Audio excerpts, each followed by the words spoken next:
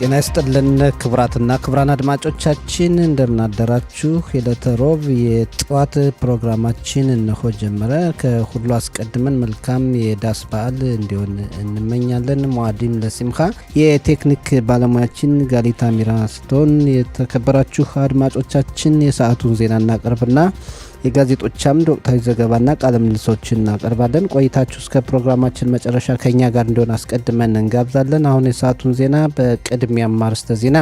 እስራኤል በሐማስና ተባባሪዎቹ ከባድ የሽብር ጥቃት የደረሰባት ጥቅምት 7 ቀን 2023 ዓ.ም ትላንት 2 ዓመታትን አስቆጠረ። ጠቅላይ ሚኒስትር ቢንያሚን ኔታንያሁ ጥቅምት 7 ቀን 2023 ዓ.ም ከባድ ዋጋ ከፍለናል በማለት ተናገሩ። የአሜሪካ መንግስት በእስራኤልና ሐማስ መካከል የተኩስ አቁም ስምምነት እንዲደረስ ያቀረበውን ሐሳቡን ለማድረግ በግብጽ የሚደረገው ድርድር እንደቀጠለ ነው። የጥቅምት 7 2023 ዓ.ም የሽብር ጥቃት 2 ዓመታትን መሙላቱን ምክንያት በማድረግ የተለያዩ ዓለም ሀገራት መሪዎች ትናንት መግለጫዎችን አወጡ። የሚሉት የሰዓቱ ዋና ዋና ዜናዎች ናቸው። ዝርዝሩ እንሆ። እስራኤል በሐማስና ተባባሪዎቹ ከባድ የሽብር ጥቃት የደረሰባት ጥቅምት 7 ቀን 2023 ዓ.ም ትላንት 2 ዓመታትን አስቆጠረ። በርካታ የህብረተሰብ ክፍሎች ትላንት በተለያዩ ቦታዎች በመገኘት የሽብር ሰለባ የሆኑ ዜጎችን አስበዋል። ምንም እንኳ መንግስታዊ መታሰቢያው በመጪው ሳምንት ጥቅምት 16 ቀን 2005 ዓ.ም የሚካሄድ ቢሆንም ዜጎችና የመገናኛ አውታሮች ግን ጥቅምት 7ን ትላንት ሲያስቡ ውለዋል። ገኔ የሸዋ በተባለው ቦታ ትላንት በርካታ ዜጎች ተሰባስበው ጥቅምት 7ና ሽብር ሰለባ ዜጎችን አስበዋል። እንዲሁም በተጠለፉ ዜጎች አደባባይ እና ፓርክ አርኮም በተባለው ቦታም ብዙ የመታሰቢያ ዝግጅት ተካሂዷል። በመታሰቢያ ዘንተኛ ቤተሰቦች ከሐማስ የተለቀቁ ታጋይ ዜጎችና በግዞት ያሉ ዜጎች ቤተሰቦች ተካፍለዋል። ጥቅምት 7 ቀን 2023 ዓ.ም በእስራኤል ሀገርና ህዝቦቿ ያሳደረው ጠባሳ በቀላሉ የማይሽርና በቀጣይ ዓመታትም ብዙ ምርምርና ጥናት የሚደረግበት እስራኤልም ብዙ ትምህርት የምትወስድበት እንደሆነ ይነገራል። የጥቅምት 7 ቀን ሰበብ ዛሬም ሀገሪቱን በጦርነት ውስጥ እንድትቆይ ያደረገና ገና መቋጫ ያልተገኘለት ትልቅ ሀገራዊ ችግር እንደሆነ ቀጥሏል። ጠቅላይ ሚኒስትር ቢንያሚን ኔታንያሁ ጥቅምት 7 ቀን 2023 ዓ.ም ከባድ ዋጋ ከፍለናል በማለት ተናገሩ። ጠቅላይ ሚኒስትሩ ጥቅምት 7 ቀን የደረሰውን የሽብር ጥቃት 2 ዓመት መሙላቱን በማስመልከት ትላንት ባወጡት መግለጫ ጥቃቱ ከደረሰ 2 ዓመታት አልፈዋል። የምዕራብ ነጌቭ ነዋሪዎች እህትና ወንድሞቻችንና የኖቫ የሙዚቃ ዝግጅት ተካፋዮች አሰቃቂውን የሽብር ጥቃት ካዩ 2 ዓመታት አልፈዋል። በጣም ከባድ ዋጋ ከፍለናል። ህፃናት፣ ልጆች፣ ጎልማሶችና አዛውንቶች በሐማስ አሸባሪዎች በጭካኔ ተገድለዋል። በእኛ ላይ እጁን የሚያነሳ ከባድ ጉዳት ይደርስበታል። በአንድ ላይ ሆነን የኢራንን መስመር ሰብረናል። በአንድ ላይ የመካከለኛው ምስራቅን ገጽታ ቀይረናል። አሁን እጣ ፈንታ የምንወስንበት ወቅት ላይ እንገኛለን። የጦርነቱን ዓላማዎች ለማሳካት ጥረታችንን እንቀጥላለን። የተጠለፉ ዜጎችን ማስመለስ፣ የሐማስን ድርጅት መደምሰስና አዛ የእስራኤል ሰላምና ደህንነት ስጋት እንዳትሆን ማድረግ ይጠበቅብናል ብለዋል። ጠቅላይ ሚኒስትር ኔታንያሁ የጥቅምት 7ቱን ቀን የሽብር ጥቃት 2 ዓመት መሙላት በተመለከተ ትላንት ምሽት ባስተላለፉት መልእክት የአሜሪካ መንግስት በእስራኤልና ሐማስ መካከል የተኩስ አቁም ስምምነት እንዲደረስ ያቀረበውን ሐሳቡን ለማድረግ በግብጽ የሚደረገው ድርድር እንደቀጠለ ነው። የአሜሪካው ፕሬዝዳንት ዶናልድ ትራምፕ ድርድሩን በማስመልከት ትላንት ምሽት በሰጡት ጋዜጣዊ መግለጫ ውይይቱ በትኩረት እየተካሄደ እንደሆነና ውጤታማ ይሆናል ብለው ተስፋ የሚያደርጉ መሆኑን ገልጸዋል። ፕሬዝዳንት ትራምፕ በተጨማሪ እንዳሉት ከዛም ባሻገር በመካከለኛው ምስራቅ ሰላም የሚሰፍንበት አጋጣሚ አለ። በርካታ የዓለም ሀገራት የሰላም እቅዱን እየደገፉ ነው። የሚቃወም አካልም አላየውም ብለዋል ፕሬዝዳንት ትራምፕ። ይህ በእንዲህ እንዳለ የሮይተርስ ዜና ወኪል እንደዘገበው በእስራኤልና ሐማስ መካከል በሶስተኛ ወገን በኩል በሚካሄደው ውይይት የካታር ጠቅላይ ሚኒስትር አልቲያኒ ይካፈላሉ። ከአሜሪካ መንግስት መልክተኞች ዊትኮፍ እና ኩሽነር ጋርም ተገናኝተው ይወያያሉ ተብሎ ይጠበቃል። ቃል አቀባያችን ጊሊ ኮሄን ካደረሰችን ዘገባ መረዳት እንደቻል ነው የእስራኤሉ የስትራቴጂክ ጉዳይ ሚኒስትርም በግብጽ ከሚገኘው የድርድር ቡድን ጋር ዛሬ ይቀላቀላሉ ተብሎ ይጠበቃል። እንዲሁም የካታር የቱርክ የመረጃ ድርጅት ኃላፊ ኢብራሂም ካሊም ወደ ግብጽ ካይሮ ዛሬ ይሄዳሉ። የእስራኤል መከላከያ ሰራዊት በጋዛ ሰርጥ የሚያካሄደውን ወታደራዊ እንቅስቃሴ እንደቀጠለ ነው። በእስራኤልና ሐማስ መካከል የተኩስ አቁም ስምምነት እንዲደረስ የተለያዩ ጥረቶች እየተካሄዱ ቢሆንም ጦሩ ግን ወታደራዊ እንቅስቃሴውን አላቋረጠም። እንኳ ጦሩ ራሱን ከጥቃት እየተከላከለ እንዳለ ቢነገርም ሽብርተኞች ጥቃታቸውን አላቋረጡም። ትናንትም የተወሰኑ ጉዳቶች መድረሳቸው ተገልጿል። የጥቅምት 7 ቀን 2023 ዓ.ም የሽብር ጥቃት 2 ዓመታትን መሙላቱን ምክንያት በማድረግ የተለያዩ ዓለም ሀገራት መሪዎች ትላንት መግለጫዎችን አወጡ። የፈረንሳዩ ፕሬዝዳንት ኢማኑኤል ማክሮን አሰቃቂው የሽብር ጥቃት ከተፈጸመ 2 ዓመታት አልፈዋል፣ ህመሙ አሁንም ገና አላገገመም፣ ጦርነቱ መቆም አለበት፣ እንዲሁም የተጠለፉ ዜጎች ያለምንም ቅድመ ሁኔታ መለቀቅ ይገባቸዋል ብለዋል። የብሪታንያው ጠቅላይ ሚኒስትር ስታርመር በበኩላቸው የሽብር ጥቃቱን አውግዘው ድርጊቱ በይሁዲ ህዝብ ላይ ከጀርመን ናዚዎች ጭፍጨፋ በኋላ የደረሰ ከፍተኛ ጉዳት ነው ብለዋል። የጀርመን ቻንስለር ሜርዝ በበኩላቸው የተጠለፉ ዜጎች መለቀቅ አለባቸው ካሉ በኋላ በጀርመን የሚታየው ጸረ ይሁዳውያን እንቅስቃሴ ያሳሰባቸው መሆኑን ገልጸው የጀርመን ዜጎች በይሁዳውያን ላይ እጃቸውን እንዳነሱ ጥሪ አቅርበዋል። የአሜሪካው ውጭ ጉዳይ ሚኒስትር ማርኮ ሩቢዮ በበኩላቸው የሐማስ ድርጅት በእስራኤል ላይ ያደረሰው ዘግናኝ የሽብር ጥቃት 2 ዓመታትን አስቆጥሯል። አሜሪካ ሽብርተኝነትን በመዋጋት ለእስራኤል የምታደርገውን ድጋፍ አጠናክራ ቀጥላለች። የተጠለፉ ዜጎች እንዲመለሱና ቤተሰቦቻቸው ከስቃይ እንዲድኑ ለማድረግ አሜሪካ ጥረቷን ትቀጥላለች ብለዋል።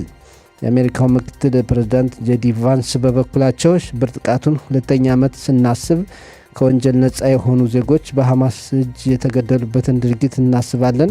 የፕሬዝዳንት ትራምፕ የተኩስ አቁም ሀሳብ ተግባር ላይ እንዲውልና ለሁሉም አካላት ሰላም እንዲሰፍን እየተንቀሳቀስን ነው ብለዋል። የካናዳ ጠቅላይ ሚኒስትር ማርክ ካርኒ ደግሞ ጥቅምት 7 ቀን 2023 ዓ.ም ሐማስ ከወንጀል ነጻ በሆኑ ሰላማዊ ዜጎች ላይ የሽብር ጥቃት ፈጽሟል፣ የይሁዲ ህዝብ በጀርመን ናዚዎች ከተጨፈጨፈ በኋላ የደረሰበት ከባድ ጥቃት ነው በማለት አውግዘዋል። የኦስትሪያ ፕሬዝዳንት አሌክሳንደር ቫንደር ላቫን ለእስራኤል ያላቸውን ድጋፍ ገልጸው በሐማስና ተባባሪዎቹ የተጠለፉ ዜጎች እንዲለቀቁ ጥሪ አቅርበዋል። እስራኤል በጋዛ ሰርጥ የጣለችውን ገደብ በመጣስ በባህር በኩል ለመምጣት የሞከሩ የውጭ ሀገራት ዜጎች በሙሉ መልሰው ወደ ሀገራቸው እንዲሄዱ መደረጉ ተገለጸ። በቀላል መርከቦችና ጀልባዎች ከአውሮፓ ተነስተው ባለፈው ረቡዕ ወደ ጋዛ ሰርጥ ሊገቡ የነበሩ የተለያዩ ሀገራት ዜጎች ከፊሎች በራሞን አየር ማረፊያ በኩል በአውሮፕላን በረራ ወደ ሀገራቸው እንዲሄዱ ሲደረግ፣ ገሚሶች ደግሞ በአለምቢ ኬላ በኩል ወደ ዮርዳኖስ እንዲሄዱ ተደርገዋል። በእስራኤል የቀረችው ከስፔን የመጣች አንዲት ዜጋ ስትሆን እሷም የሕክምና ባለሙያ በመንከስ ተጠርጥራ በፖሊስ በመያዟ ምክንያት ነው። ይህ በእንዲህ እንዳለ በቅርብ ቀናትም ከቱርክ የተነሱ የባህር ተጓዦች ወደ ጋዛ ለመምጣት በመንገድ ላይ ናቸው። እስራኤል የባህር ተጓዦች በህገወጥ መንገድ ወደ ጋዛ እንዲገቡ የማትፈቅድ መሆኑን በድጋሜ አሳስባለች። በመጨረሻም የአየር ንብረት ትንበያ በዛሬው ዕለት ሙቀቱ ይጨምራል ተብሎ ይጠበቃል። ዛሬ ሌሊት ደግሞ ሙቀቱ በመቀነስ በሰሜንና የባህር ዳርቻዎች አካባቢ ቀላል ዝናብ ሊዘንብ ይችላል ብለዋል የአየር ንብረት ትንበያ ባለሙያዎች። የዛሬው የሙቀት መጠን በዲግሪ ሴንቲግሬድ በኢየሩሳሌምና አካባቢዋ 29፣ በቴል አቪቭና አካባቢዋ 30፣ በአይፋና አካባቢዋ 28፣ በኤርሸባና አካባቢዋ 32፣ በኤላትና አካባቢዋ 36 ዲግሪ ሴንቲግሬድ ይሆናል ብለዋል የአየር ንብረት ትንበያ ባለሙያዎች። የተከበራችሁ አድማጮቻችን ለሰዓቱ ያለን ዜና እዚህ ላይ አበቃ።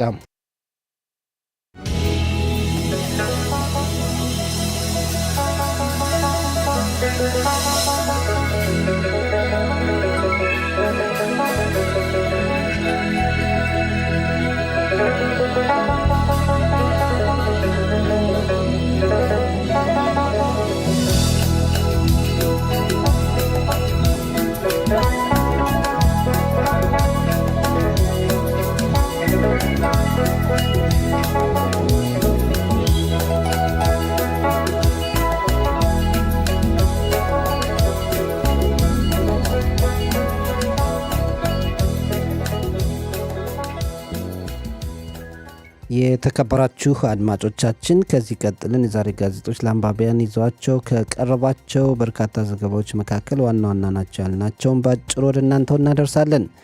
ለዝግጅት ክፍላችን የደረሱት አራቱ እስራኤል ዋና ዋና ጋዜጦች ይዲዮት አህሮኖት፣ ማዕሬብ፣ ሐሬጽ እና እስራኤል አየሁም ዛሬ በዋናነት የዘገቧቸው ሁለት አበይት ጉዳዮችን ነው። አንደኛው ጥቅምት 7 ቀን 2023 ዓ.ም በሐማስና ተባባሪዎቹ በእስራኤል ላይ ያደረሱት የሽብር ጥቃት ትላንት 2 ዓመታት ማስቆጠሩና ይህን ተከትሎ በርካታ ዜጎች በተለያዩ ቦታዎች ተገኝተው ማሰባቸውን ነው። ሁለተኛው ዘገባ ደግሞ በእስራኤልና ሐማስ መካከል የተኩስ አቁም ስምምነት እንዲደረስና የአሜሪካ ሀሳብ ተፈጻሚ እንዲሆን በግብፅ እየተካሄደ ያለውን ድርድር ዘግቧል። የሐሬጽ ጋዜጣ ሐማስ በድርድሩ እየጠየቀ ያለውና የተለያዩ ሀገራት ባለስልጣናት በድርድሩ ለመካፈል ዛሬ ወደ ግብፅ ይሄዳሉ የሚለውን ዘገባ አቅርቧል።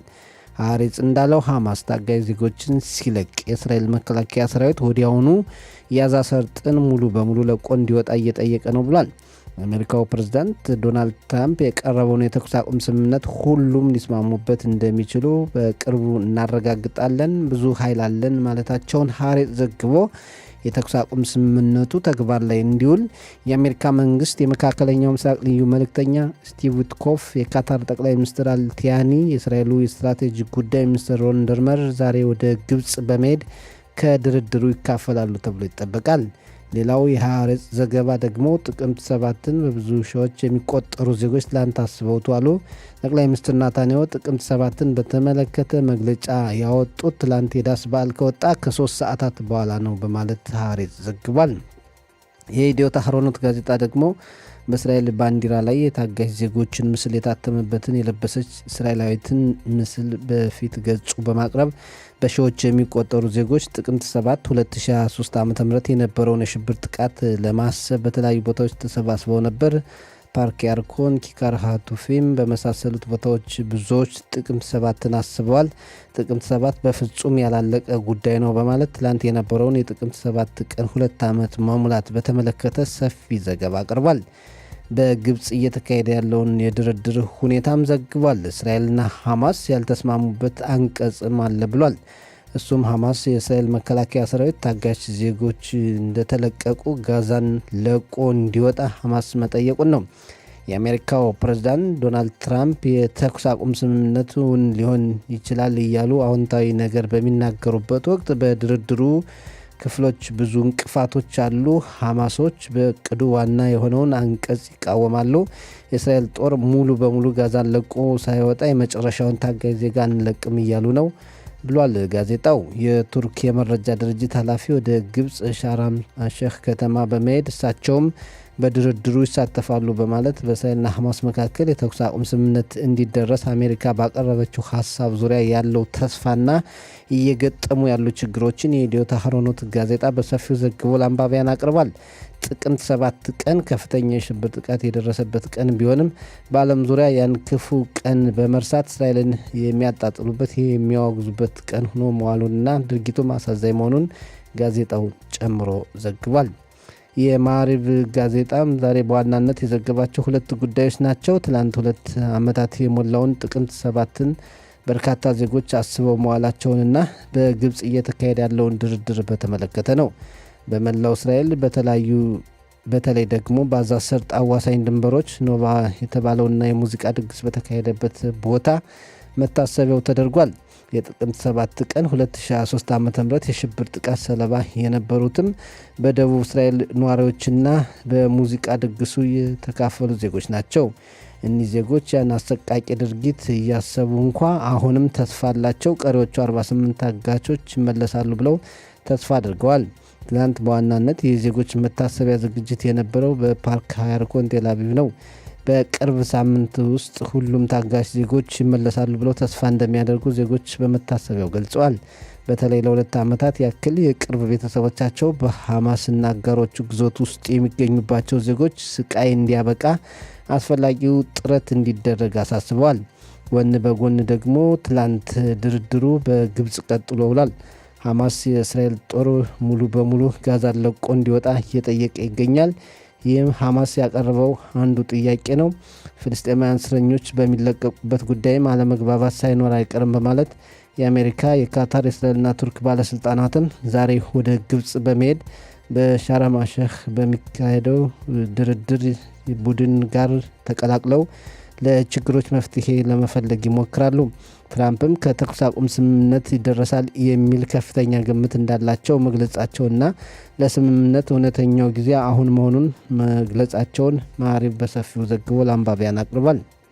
የእስራኤል አየም ጋዜጣም የትላንቱን መታሰቢያ ቀንና ታጋይ ዜጎችን ለማስመለስ ወሳኝ ጊዜ ላይ መደረሱን አንድ የአሜሪካ ባለስልጣን ድርድሩን አስመልክተው ሲናገሩ የፕሬዝዳንት ትራምፕን የተኩስ አቁም ሀሳብ ሐማስ መቀበልና ውድቅ ማድረጉን ዛሬ በትክክል እናውቃለን በማለት ባለፉት 2 ቀናት በግብጽ ድርድሩ ትኩረት ያደረገው ቴክኒካዊ በሆኑ ነጥቦች ላይ ነው። በዚህም ግስጋሴ ያለ ሐማስ በተኩስ አቁም ስምምነቱ ዙሪያ የአሜሪካ ብቻ ሳይሆን ዓለም አቀፍ ዋስትና እንዲሰጠው መጠየቁን የእስራኤል ሀዮም ጋዜጣ በዛሬ ዘገባው አቅርቧል።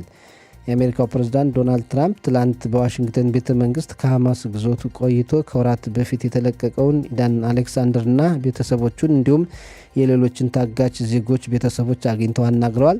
ትራምፕ የታጋች ቤተሰቦችና አሌክሳንደርን ባገኙበት ወቅት እንደተናገሩት ቀጣይ ቀናት ወሳኝ ጊዜያት መሆናቸውን ምንም እንኳ ድርድሩ ቀላል ባይሆንም ከስምምነት ይደረሳል ብለው እንደሚያስቡና ሁሉም ዓለም የእሳቸውን የተኩስ አቁም ስምምነት እየደገፈ መሆኑን መናገራቸውን የማዕሪፍ ጋዜጣ በዛሬ ዘገባው ተመልክቷል።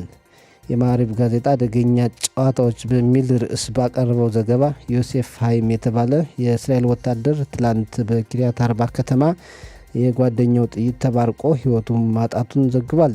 የሟቹ ዮሴፍ ጓደኛ ማጋብ በተባለው ክፍል ተዋጊ ወታደር ነው። ጉዳዩን የእስራኤል መከላከያ ሰራዊት እየመረመረ ይገኛል። ሌላው ባዛ በዘመቻ ላይ በተከሰተ አደጋ 2 የእስራኤል መከላከያ ሰራዊት ወታደሮች በከባድ ሁኔታ ቆስለዋል።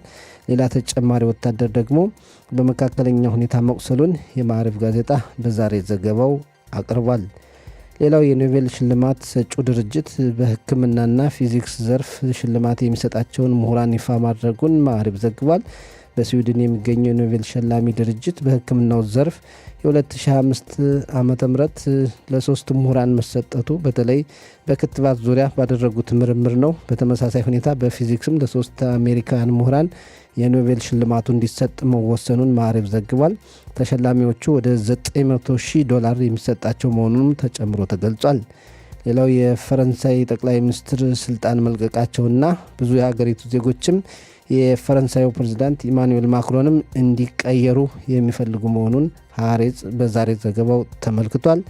የተከበራችሁ አድማጮቻችን የዛሬ ጋዜጦች ያቀረቧቸው ዋና ዋና ዘገባዎች ይህን ይመስላሉ። የተከበራችሁ አድማጮቻችን ስርጭታችን እንደቀጠለ ነው። አሁን ደግሞ በወቅታዊ ጉዳዮች ለመወያየት ጋዜጠኛ ጋቢ ወርቁ በስልክ መስመራችን ይገኛል። ጋቢ እንዴት አደርክ? መልካም በዓል ልኝ ሰጠኝ። እንዴት አደርክ? እንዲሁም ለአድማጮቻችን ሙአዲም ለሲምሃ ቀጣዩ የዳስ በዓል የደስታ ያደርግልን። አሜን። እንግዲህ 2 ጉዳዮች አሉ። አሁንም ከዚህ ከዘጋቢያችን ጋር ለመወያየት ጥረት አድርገናል። አንደኛው ትላንትና ጥቅምት 7 ቀን 2 ዓመታት መሙላቱን ነው። እንዴት አየኸው?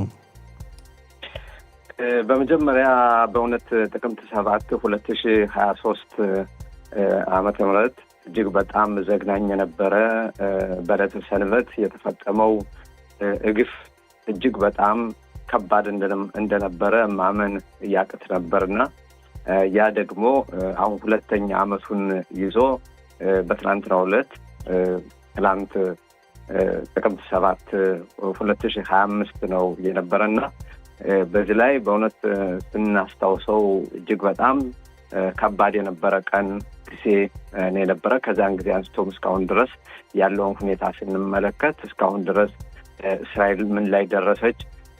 ታጋሾችን በተመለከተ 2 ዓመት በሐማስ እጅ መገኘታቸው ወይም ደግሞ መቆየታቸው ይህም እጅግ በጣም ከባድ እንደሆነ የሚያሳየው ነው። አስከሬኖችም በሐማስ እጅ ይገኛሉ። እስራኤል በዚህ በ2 ዓመት ውስጥ ትላንትና በምታስብበት ጊዜ በርካታ ነገሮችን አስባለች። ምን ተፈጠረ? እንዴት ተፈጠረ? እንዴትስ ለዚህ ጥቃት እኛ በዕለቱ ተሸናፊ ሆነን እንደነበረ ምንም ጥርጥር የለውም። ከዚያ በኋላ እስራኤል በማንሰራራት በመነሳት ሌሎችን እርምጃዎች ለመውሰድ የተገደደችበት ሁኔታ የነበረ እስካሁን ድረስ የምትወስደው እርምጃ እጅግ በጣም እንዳጠነከራትና ጭራሽ ከነበረው ጠንካራ ሆነ የተነሳች እስራኤል ነው የምናየው። ይህንን በምናስብበት ጊዜ 1200 ወገኖቻችን የተጨፈጨፉበት የተገደሉበት በግፍ በአሰቃቂ ሁኔታም ሴቶች ሳይቀር ወንዶች ሁሉ የተደፈሩበት ሁኔታም በጣም አዘግናኝ የሆነ ድርጊት ነው የነበረ። አሁን ከሰሞኑ እንደምናየው ከሆነ ጠቅላይ ሚኒስትር ቢንያሚን ኔታንያሁም እንደሚናገሩት ከሆነ ይህንን ድርጊት በተለይ የእስራኤል ጠላቶች በጋዛ ብቻም ሳይሆን በሌላ ቦታ ተሰልፈውና እስራኤልን አሰብስበው በከፍተኛ ደረጃ እናጥፋለን ብለው የነበሩ የእነሱን መንኮታኮትም የሚያሳየን ሁኔታ ነው። በተለይ ኢራንን በተመለከተ ከሊባኖስ እንድትወገድ ተደርጋለች፣ ከሶሪያ እንድትወገድ ተደርጋለች። በኢራን ውስጥም ራሱ ከፍተኛ የሆነ ጥቃት ደርሶባት የኒኩሌር ማብላያ ቦታዋንም አጥታለች። በርካታ ነገሮችን ኢራን ያጣችበት ሁኔታ ነው ያለ። እንዲሁም ሌሎች የኢራን ጅራቶች በሙሉ እየተሰበረ ያለበት ሁኔታ ነው ያለ። ተቋርጠዋል ማለት ይቻላል። የኢራን ጅራቶች በሙሉ በተለይ በሶሪያም በሊባኖስም ያሉት ወይስ አሁንም ጅራታቸው እያቀጠቀጠ ያለበት ሁኔታ ነው ያለው? እንግዲህ መረቡ ተበጣሷል። የነበረው ከዚህ በፊት የነበረው በእስራኤል ዙሪያ ላይ ተዘርግቶ የነበረው መረብና ገመድ የእስራኤል አንገት ለማነቅ ያ ገመድ ተበጣሷል።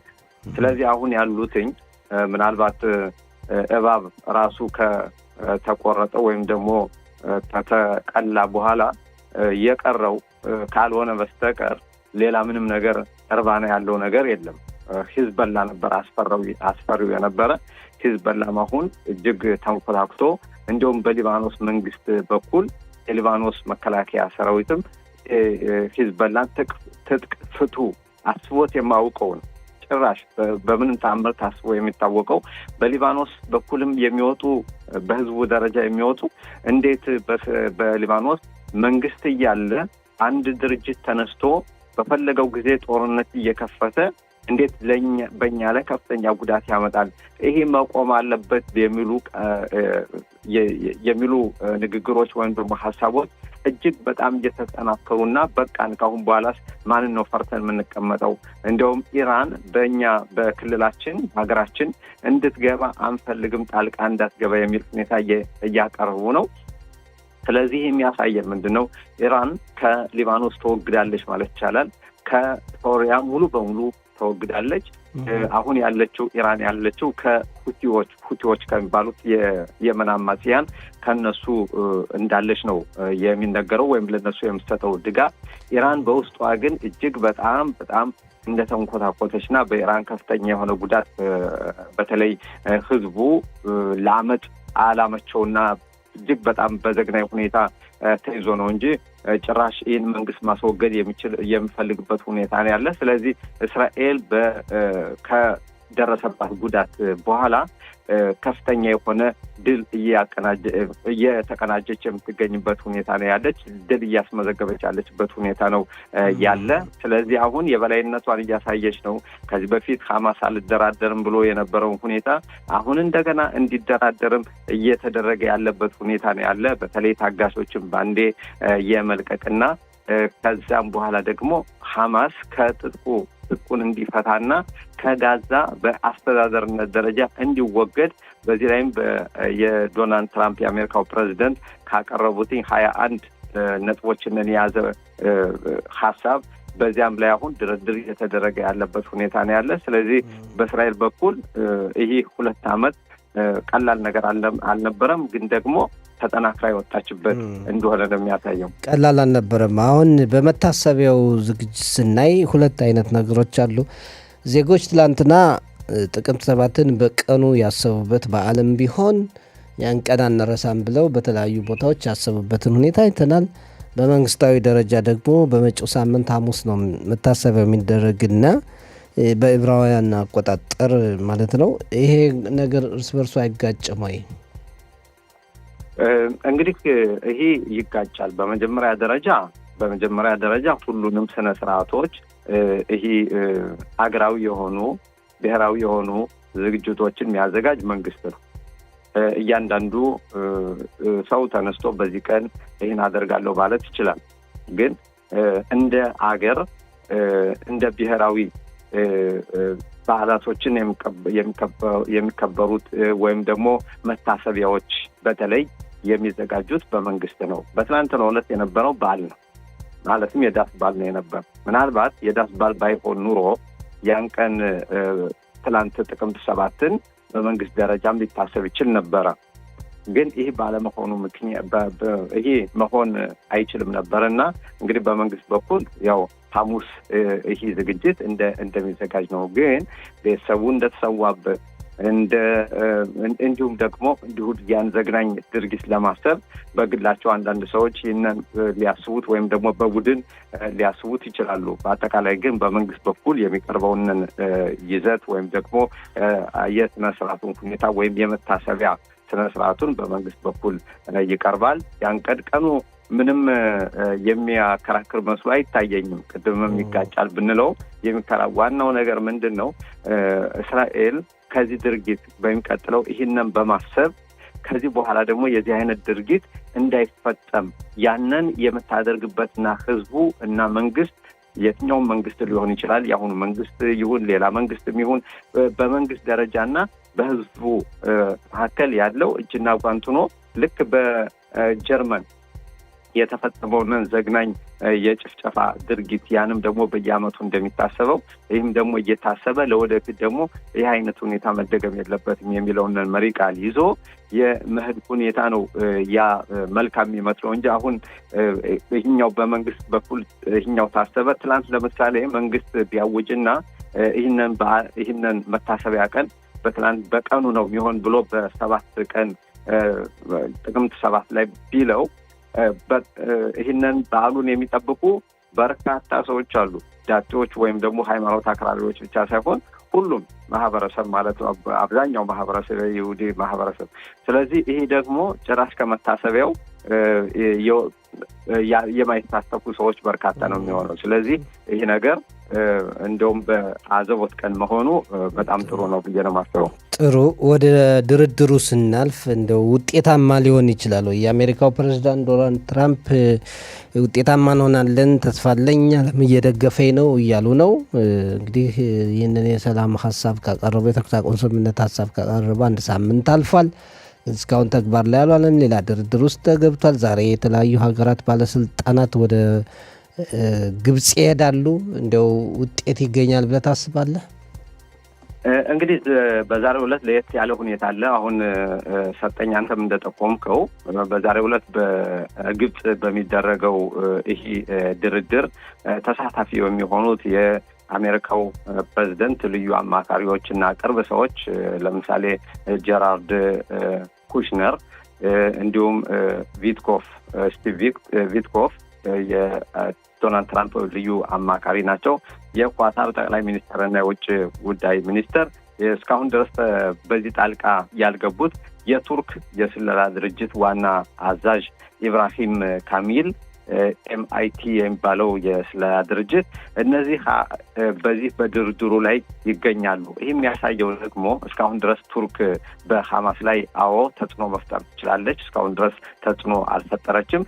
የአሜሪካው ፕሬዚደንት ዶናልድ ትራምፕ ደግሞ ከቱርክ ጋር ባደረጉት ውይይት ቱርክም እንድትገባበትና እንዲሁም በቱርኩ በኩል 2 ቡድኖች እነዚህን ታጋቾችን የያዙ ቡድኖችን እስካሁን ድረስ ድራሻቸው የጠፋ ወይም ደግሞ ግንኙነታቸው ተቋርጦ የነበረ እነሱን ግንኙነታቸውን አድሻለሁ፣ ስለዚህ ወደ ድርድሩ የምንሄድበት ሁኔታ እንደውም በቀጥታ ከነሱም ጋር የሚሆን እኛ እየተነጋገርን ወደዚያ እንደርሳለን የሚል ሁኔታም አለ።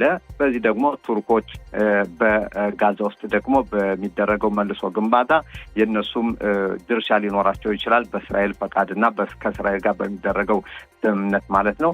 በአጠቃላይ አሁን በምናይበት ጊዜ ይህ 21 ነጥቦችን የያዘው የዶናልድ ትራምፕ ሀሳብ ቢባልም ይህ ሀሳብ የቀረበው በእስራኤልም በኩል ነው። ስለዚህ ይህ በአሜሪካ በኩል አድርጎ መጣ። እስካሁን ድረስ የነበረው ሁኔታ ሐማስ አልቀበለውም በማለት ታጋቾችን ሙሉ በሙሉ አለቅም። መጀመሪያ እስራኤል ጋዛን ሙሉ በሙሉ ለቃ መውጣት አለባት የሚል ጥያቄ ነበረ። አሁንም ይህ ጥያቄያቸው እንዳለ ነው። በተለይ በሐማስ በኩል የመጨረሻው ታጋጅ በሚለቀቅበት ጊዜ እስራኤል ደግሞ የመጨረሻ ኃይሏን ከጋዛ ማውጣት አለባት የሚል አቋም አላቸው። ለዚህ ነው አሁን ድርድር እየተደረገ ያለው። በእስራኤል በኩል ደግሞ አይሆንም፣ መጀመሪያ ሐማስ ትጥቁን መፍታት አለበት፣ ጋዛ በአስተዳደርነት ደረጃ መወገድ አለበት፣ ጋዛን የሚያስተዳድሩ ኃይላት እነሱም እስራኤል አብራ ተሳታፊ መሆን አለባት። በዚህ መልኩ ነው እንግዲህ ሐማስ እሱ በዚህ ላይ በሌላ አደጋ በእስራኤል ላይ ማድረስ ማይችል መሆኑን ማረጋገጥ የምንችለው እስራኤል በዚያ ውስጥ በቅርብ ክትትል አድርጋ ሐማስ ትጥቁን እንዲፈታ ነው። በሐማስ በኩል አስበውት የማያውቁትን አሁን ትጥቅ እንፈታለን፣ እንደውም ትጥቃችን የጦር መሳሪያችን በሙሉ በአደራነት በግብጽ በኩል ይቆይልን የሚል ጥያቄም እያቀረቡ ያለበት ሁኔታ ነው ያለ። ስለዚህ ይህም የሚያሳየን እስራኤል የሄደችበት ዋነኛ ምክንያት አንደኛ ሐማስን ከጋዛ ማስወገድና ትጥቅ ማስፈታት፣ ሐማስን ሙሉ በሙሉ በዚህ ሁኔታ ከጋዛ ማስወገድ የሚለውን ሁኔታ ነው። በሁለተኛ ደረጃ ታጋቾችን ሁሉንም ማስለቀቅ ነው። ስለዚህ አሁን በመጀመሪያ ታጋቾች በ72 ከተስማሙ በኋላ በሁሉም ነጥቦች ተስማምተው ካለቀ በኋላ በ72 ሰዓታት ውስጥ ሁሉም ታጋቾች መለቀቅ አለባቸው። አሁን በሐማስ በኩል በተለይ አንዳንድ ታጋቾች የነበሩበት ቦታ በእስራኤል አየር ኃይል ድብደባ ተፈጽሞበታል። ከዚያ ውስጥ የሞቱ ታጋቾች አሉ። የእነሱን አስከሬን ማሰባሰብ አለብን። በዚህ አካባቢ አሁን ድብደባ ባይፈጸምብኝ በሚል ባለፈው ሳምንትም ያቀረበው ሀሳብ ነበረ።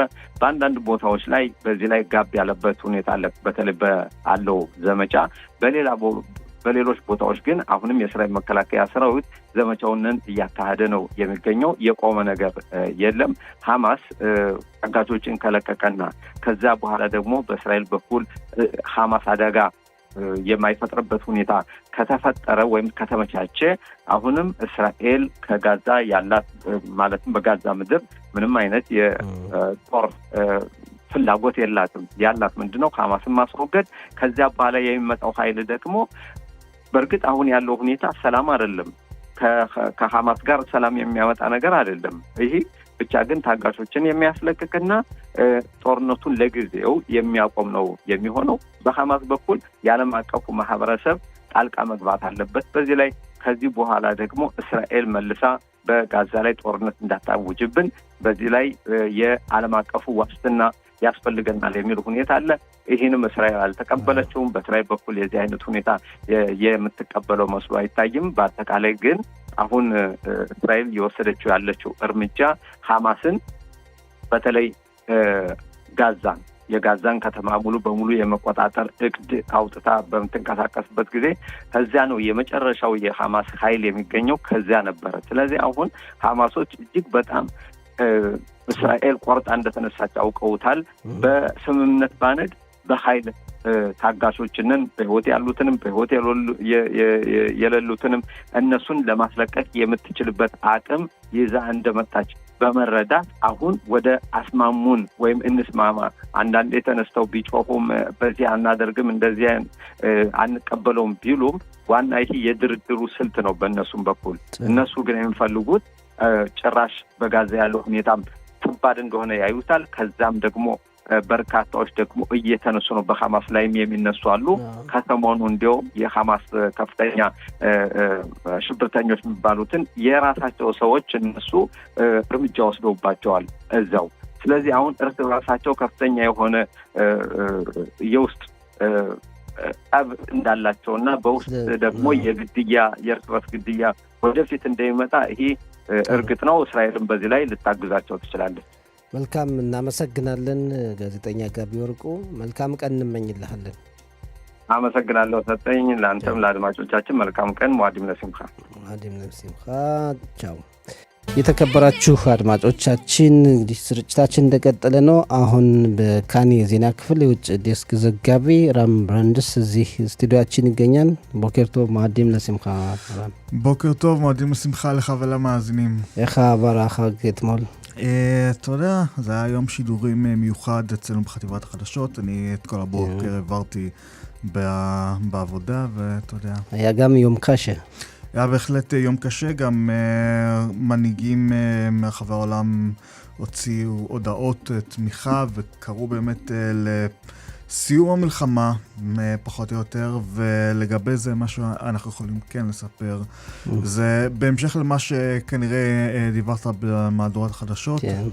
אז באמת על השיחות במצרים. אז באמת בשיחות במצרים יש לנו גם את שליח וויטקוף, גם את קושנר שיגיעו, גם את דרמר שיגיע מכיוון ישראל, וגם את ראש ממשלת קטר.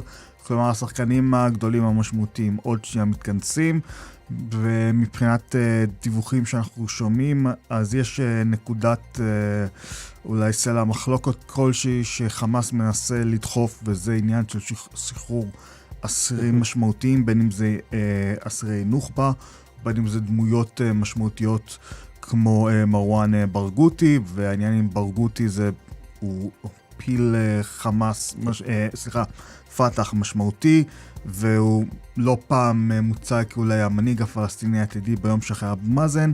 אז זה נקודה למחשבה איזה מנהיג, איזה רשות פלסטינית תהיה, אם המנהיג שלה יהיה מישהו שחייב לחמאס. አሁን እንግዲህ ራምን ጠየቅ ነው ትላንት የነበረው ቀንን በተመለከተ በዓሉንም ያው እንደሚታወቀው ጥቅምት 7 ቀን 2023 ዓመተ ምህረት 2 ዓመት የሞላበት ቀን ነበር። ያንን ምክንያት በማድረግ የተለያዩ የዓለም መሪዎች መግለጫ ያወጡበት ቀን እንደነበረ ያው መታሰቢያውም ሲደረግ መዋሉ ይታወቃል። እንግዲህ ከዛም ወደ ግብጽ ድርድር ነው ያለፍነው። የግብጽ ድርድር እየተካሄደ ይገኛል። በዛም በድርድሩ በተለይ ደግሞ ሐማስም እየጠየቃቸው ያሉ ነገሮች አሉ። በተለይ ደግሞ የእስራኤላውያን ደም ያለባቸው አሸባሪዎች የሚፈቱበት ሁኔታ፣ ከዛ ውስጥ የፋታህ ድርጅት አባል የሆነው በእስራኤል እስር ቤት የሚገኘው ማርዋን ባርጉቲ ይገኛል። እሱንም በተመለከተ ድርድር ያው ችግር አለ። እሱ እንዲፈታላቸው የሚጠይቁበት ሁኔታ እንዳለ ነው እንግዲህ ባጭሩ ለመመልከት የሞከርነው። እንግዲህ ሻማኑ ሐማስ ዶረሽ ዛል ይሶግ לגמרי מרצועת עזה לפני שחרור כל החטופים. נכון, זו דרישה שחמאס העלה לא פעם, אז אתה יודע, זו קצת התחכמות לטעון שהוא הסכים למתווה טראמפ, כי מתווה טראמפ מדבר על נסיגות הדרגתיות, לא נסיגה כוללת מעזה. גם שכחנו לציין שגם ראש המודיעין הטורקי גם מצטרף לשיחות בשארם. טורקיה שולחת ידיים למשא ומתן הזה. וזה מעניין כי אמרתי שאתמול היה יום השידורים המיוחד אצלנו, היה גם יום שידורים מיוחד אצלם ואצלהם. טורקיה? בטורקיה, ואצלהם זה היה תחת הכותרת רצח העם שאין לו סוף. וכאילו לא היה 7 באוקטובר, כאילו ישראל רוצחת פלסטינים, כאילו ישראל סתם החליטה לצאת למלחמה בעזה, מתוך כוונה לפגוע באזרחים, אז... አሁን እንግዲህ የጠየቅነው በተለይ ደግሞ በድርድሩ ሐማስ ያው ሙሉ በሙሉ የእስራኤል መከላከያ ሰራዊት የተጠለፉ ዜጎች ከመልቀቁ በፊት እንዲወጣ እየጠየቀ መሆኑን ነው። አዎ እየተጠየቀ ነው እንዳለ። ሌላው በድርድሩ የቱርክ መረጃ ድርጅት ኃላፊ ወደ ግብጽ በመሄድ እጃቸውን እያስገቡ ነው። ልክ ትላንትና በእስራኤል ልዩ ዘገባ ሲካሄድ እንደዋለው ጥቅምት 7 ቀንን ለማሰብ በቱርክም እንደዚሁ ልዩ ዘገባ ሲያደርጉ ውለዋል። የህዝብ ግድያ እንደተፈጸመ እስራኤል ሆን ብላ ጥቅምት 7 ቀን ለጦርነት እንደወጣች እየዘገቡ ነው የዋሉ ያለንራም እና የሲኩይ አፍሳካተሽ אז לפי דיווחים, מקור יודע דבר שדיבר עם אחד מערוצי התקשורת הסעודים, אז ייתכן ותושג הפסקת אש באזור יום שישי, ואם לא, אז ינסו לכוון את זה ליום ראשון, את המאמצים הללו. אגב, מה שעוד קורה ביום שישי זה הכרזה על הזוכה בפרס נובל לשלום עם קשר ובלי קשר, ודבר אחד... קולט יזכה טראמפ? אולי נראה, אתה יודע. ודבר אחד קטן, נציין שבעודנו מדברים פה ממש בדקות האחרונות, עוד משט של פעילים לעזה, מכריז על כך שחיל הים השתלט על הספינות שלו, אז עוד משהו לשים לב אליו. טוב, እንግዲህ በድርድሩ እንደው የተኩስ አቁም ስምምነት ይደረሳል ወይ ላልነው እስከ አረብ ድረስ ሊደረስ ይችላል የሚል ሁኔታው የሳውዲ አረቢያ መገናኛ አውታር እየዘገበ ያለበት ሁኔታ እንዳለ ነው። እንግዲህ አረብም በተለይ የዓለም ሰላም ሽልማት በኖቤል ዘርፍ የሚታወቅበት ቀን ነው። ምናልባት እንግዲህ ትራምፕ ይህንን የሚፈልጉበት ሁኔታ እንዳለ ካሁን በፊትም የሰላም ኖቤል ተሸላሚ መሆን ስለሚፈልጉ እንቅስቃሴ ማድረጋቸው ይታወቃል። ምናልባት ይህ ሊሆን ይችላል ተብሎ ይጠበቃል፣ ይገመታል። ሌላው እንግዲህ ከቱርክ የተነሱ የባህር ተጓዦች አሁንም ወደ ጋዛ ሰርጥ ለመግባት ጥረት እያደረጉ መሆኑን ነው የገለጸልን። תודה, יש לך סיכום משהו? אתה יודע, אנחנו נמשיך לעקוב, אתה יודע, אנחנו נכנסים כבר לשנה השלישית של המלחמה הזאת, ונקווה לראות את 48 אחינו ואחותינו חזרה בישראל. טוב, እንግዲህ ያው ለመጨረሻ ስንለው ያው ሶስተኛ አመቱን እንግዲህ ትላንት 2 አመት አልፏል። ዛሬ ሶስተኛ እንግዲህ ያዝን ነው፣ ወደ ሶስተኛ አመት ያለፍን ነው። እህት ወንድሞቻችን የተጠለፉ ዜጎች መመለሳቸው እንከታተላለን ያለና ተዳራ יום טוב. תודה.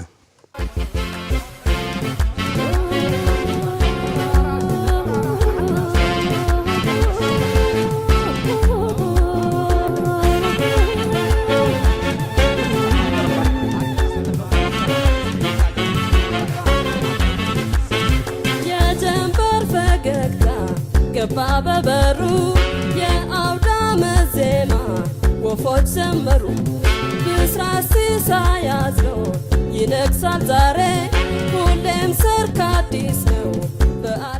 የተከበራችሁ አድማጮቻችን እንግዲህ ለተሮብ የጠዋት ፕሮግራማችን እዚህ ላይ ተጠናቀቀ። ከኛ ጋር ለነበራችሁ ቆይታ ከፍ ያለ ምስጋና እናቀርባለን። በፕሮግራማችንም እንግዲህ ለተሳተፉት በሙሉ በጣም እናመሰግናለን። ባልደረባችን ራም ብራንድስ፣ ለጋዜጠኛ ጋቢ ወርቁ፣ ለወይዘሮ ታክላቸነፍ እናመሰግናለን። ለቴክኒክ ባለሙያዎቻችን ጋሊታ ሚራና ሮኔ እንዳህንም እናመሰግናለን። ቀን 1 ሰዓት ላይ እንደገና እንጠብቃችኋለን። በያላችሁበት መልካም በዓል እንዲሆን እንመኛለን። በደህና ዋሉ። ሳቂ ፈሳል ከያመንደሩ በሉልኝ በሞቴ ጠጡልኝ በሞቴ ልበል በተራዬ ምንም እንደናቴ ዘመድ ጎረቤቱ በአንድ የሚጎስበት ይሄ ነው ባህሌ እኔ ያደግኩበት።